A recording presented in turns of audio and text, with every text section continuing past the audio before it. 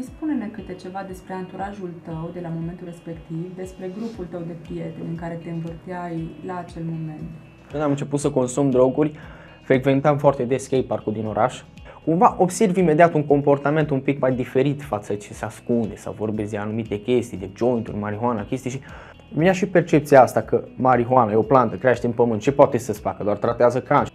Nu știam că ceea ce luam și ceea ce învățam de la alții și pe cine mentoram eu la momentul respectiv va face din viața mea să nu pot să am viața mea, cum să vă zic așa, să nu pot să am eu control asupra vieții mele, pentru că eu vreau să fiu ca altul.